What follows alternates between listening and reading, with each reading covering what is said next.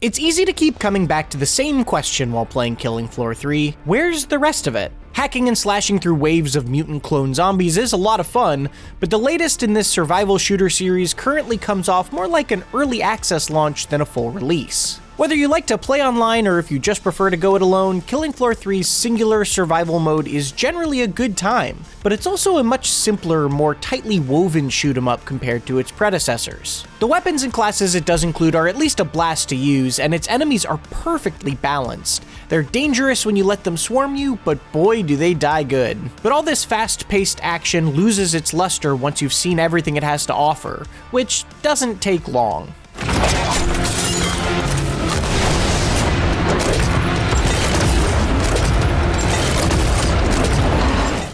Killing Floor 3's moment-to-moment action follows the same formula as the first two games, just streamlined for a snappier, more live service-oriented delivery. That includes quicker movement that feels great immediately, letting you dash from side to side, mantle up surfaces, and power slide from sprint to crouch. You'll still be slashing and blasting your way through waves of enemies, setting up defenses and earning currency to spend on upgraded weapons, armor, ammo, grenades, self-heal refills, and so on between each assault. There's no linear campaign to break up that chaos, and a relatively limited selection of options at launch. Just 6 playable classes called perks, 30 weapons plus the knife, 13 enemy varieties, 8 maps, and 3 total bosses. That does make this a good entry point for anyone just trying to get into the series compared to the infamously bloated Killing Floor 2, but a tougher sell to series veterans who have come to expect a higher level of complexity and tactical depth. Thankfully, its lone survival mode stays fun thanks to the off-the-wall combat system. The mode itself is pretty self-explanatory. The only goal is to survive 5 increasingly deadly waves of Zed and then fight one of the bosses at the end, like the Zerg-like Queen Crawler or the Rhinoceros-horned Impaler. You can get pretty creative with how you take them out, as Killing Floor 3 hands you an arsenal full of deadly armaments, even down to the basic starting weapons for each class. That could be the Engineer's versatile crate submachine gun, the Ninja's Kiba and Shuriken combo, or even just the knife that every class gets, which is delightfully overpowered. Make for the sharpening stone.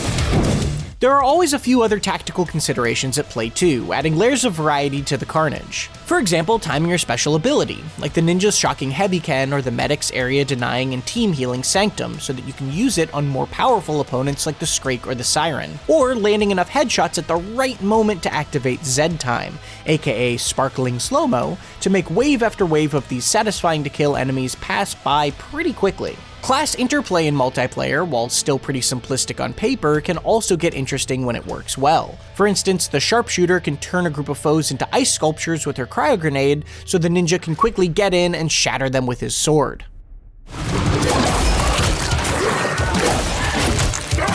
Killing Floor 3's 13 monster types are way more believable looking and just plain fun to fight, leaving behind puddles of gore and lasting destruction to the environment, and also responding to your attacks in ways that look and feel more realistic thanks to the new and improved physics system.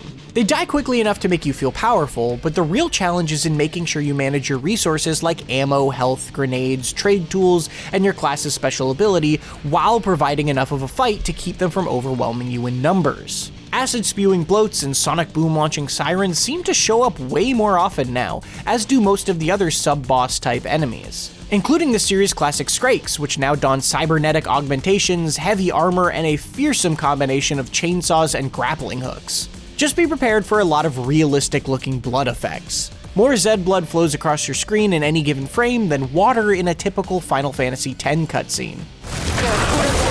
Good work, team. The 8 maps you'll fight them on are also decently unique in layout and aesthetic design, but there's nothing particularly different about each to set them apart. The main differences are in tactical advantages, like Convoy's generous placement of turrets, or the height brought by R&D Lab's different floors, where you can use zip lines to quickly get away from enemies in the main atrium, but mantling over the guardrails will drop you to your death. Radar Station's spooky central Washington backdrop is a standout, complete with mist-cloaked forests under a full moon. 10 seconds, team. Aside from normal difficulty, there are 2 harder difficulty variants to further test your reflexes across each map, as well as your tactical understanding of class, weapon, and monster mechanics. Plus, there's a pretty cool weekly mutation option in the world map menu that throws you into a match with randomized modifiers that work in favor of the Zed Swarm, so there's plenty of optional challenge for those who want to put the time in and push their limits.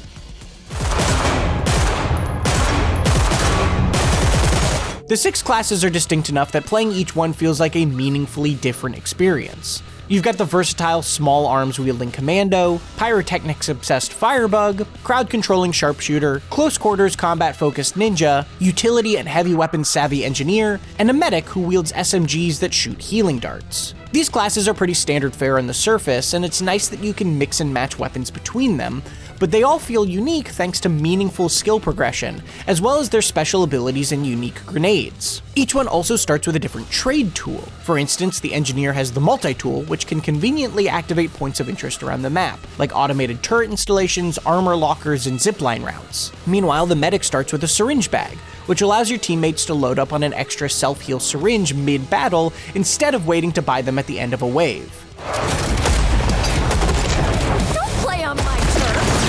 Developer Tripwire Interactive took the between-match skill-based progression from previous entries and made it more accessible by having it come into play earlier on. It now starts when you hit level 2 with a class instead of level 5 a la Killing Floor 2, and then rapidly increases in complexity by unlocking new options every 2 levels instead of every 5. Up to a cap of what appears to be 30. Since leveling up is so quick between sessions, it can feel overwhelming in a good way to head back to the hub after a long series of level ups to select a ton of new skills for a given character class.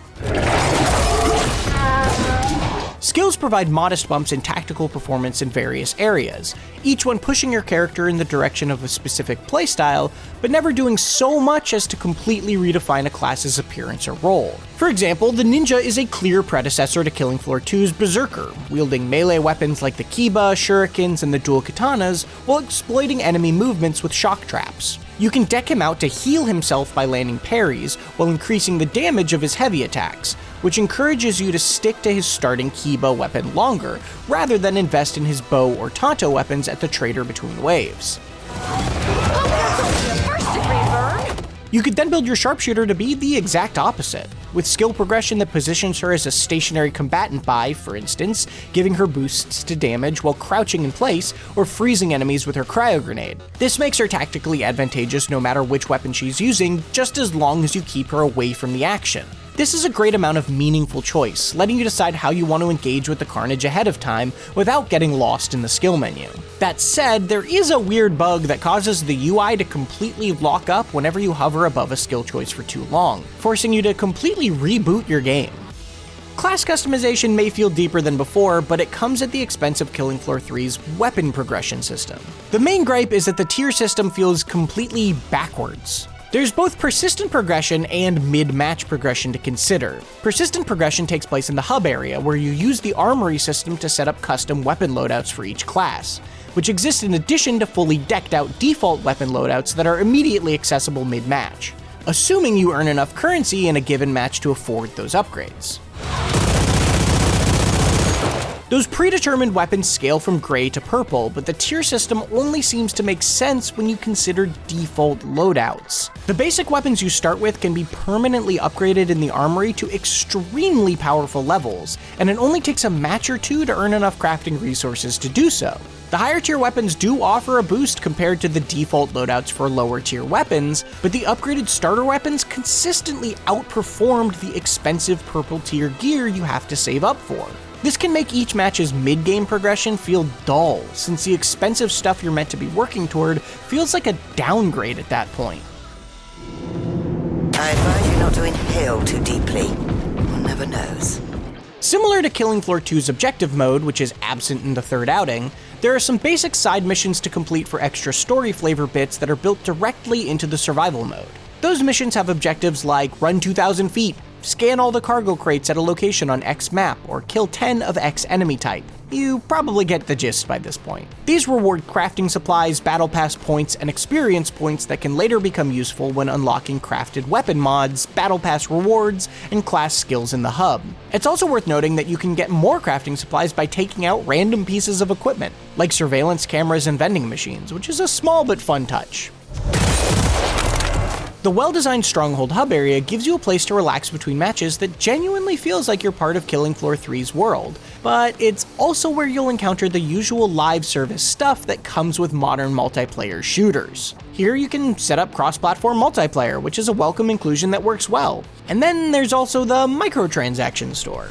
It seems to have a small revolving selection of cosmetics for now, kinda like what Diablo 4's cosmetic store looked like during that game's launch. You don't really need to spend any time here before moving on, so it's safe to call it an afterthought and not essential to gameplay.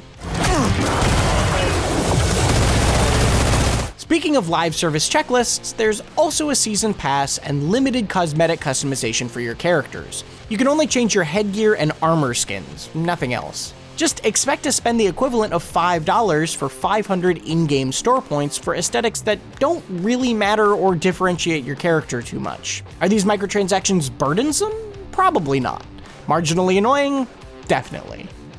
Adventure awaits, Nightfall. Let's move out! Killing Floor 3 is a polished sequel that feels both smartly streamlined and somewhat hollow.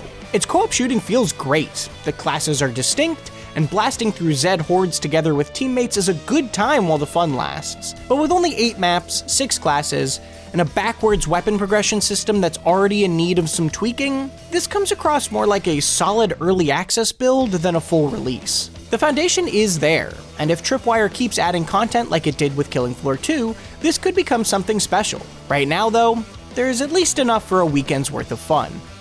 For more, check out our reviews of RoboCop Rogue City, Unfinished Business, or Mecha Break. And for everything else, stick with IGN.